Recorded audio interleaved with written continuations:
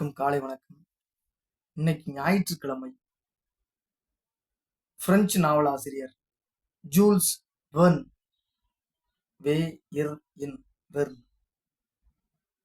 France நாட்டின் அறிவியல் புனைகதை நாவல் ஆசிரியர், நாடக ஆசிரியர்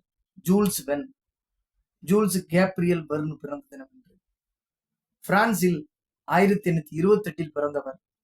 படகுகள், கப்பல்களை பார்த்து வளர்ந்தவர் என்பதால் சாகச பயணம் பற்றிய கற்பனைகளில் மிதந்தார். பள்ளியில் படிக்கும்போது தனது கற்பனைகளை சிறுகதைகள், கவிதைகளாக வடித்தார். சட்டம் படிக்க பாரிஸுக்கு சென்ற பிறகும் நாடக உலகின் மீதான நாட்டம் குறையவில்லை. 1850 வழக்கறிஞராக பணியாற்றிய போது ஏராளமான நாடகங்களை எழுதினார். வருமானம் போதாததால் பங்கு விற்பனையாளராக வேலை பார்த்தார்.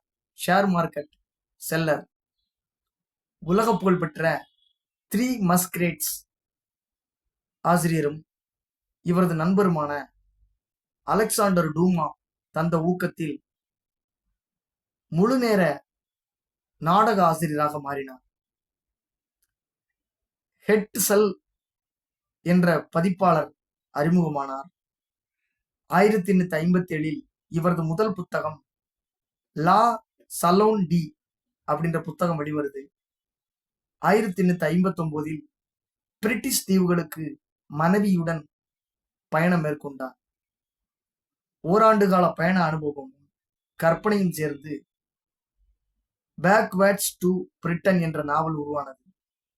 தனது படைப்புகளில் பிரபஞ்சம் முழுவதையும் இவர் அடக்கியிருக்கிறார்.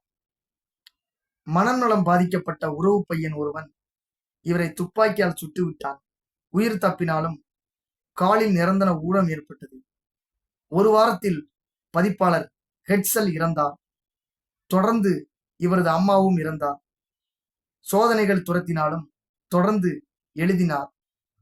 பயணங்களும் தொடர்ந்தன. 20,000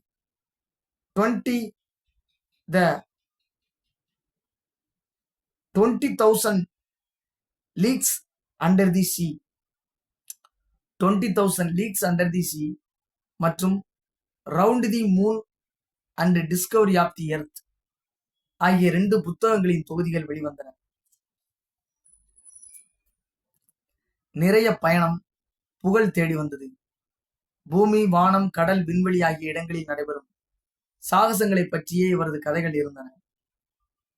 உலகின் அறிபுனை இலக்கிய தந்தை என்று கருதப்பட்ட இருவரில் இவரும் ஒருவர்.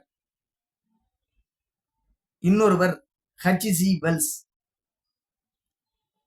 இவரது the mysterious island, second fatherland, the school of Robinsons ஆகிய நாவல்கள் மிகவும் பிரபலமானவை.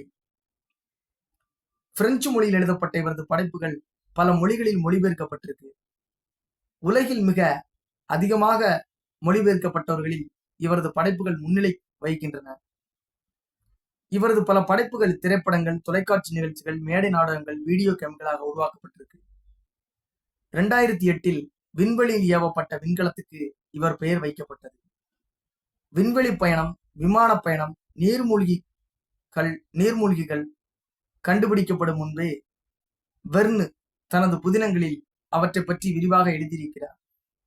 எழுத்தாளர்கள், விஞ்ஞானிகள், கண்டுபிடிப்பாளர்களுக்கு ஒரு உந்து சக்தியாக விளங்கிய ஜூல்ஸ் வெர்ன் மார்ச் 24, 1905 வங்க பிரிவினை நடந்த வருஷத்துல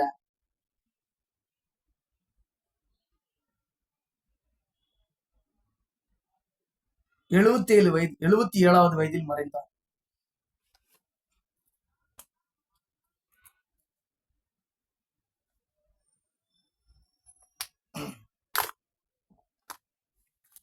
ஞாயிற்றுக்கிழமை, பிப்ரவரி 8.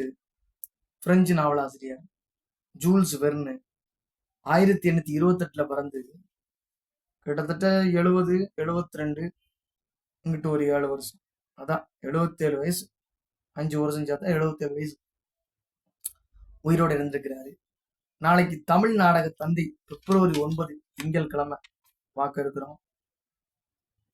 இவ்வாறு இன்னைக்கு பிரெஞ்சு நாவலாசிரியர் ஒருத்தரை சந்திச்ச மகிழ்ச்சியோட இந்த நாளை நாம் இறுதி நிறைவு செய்கிறோம். நன்றி, வணக்கம்.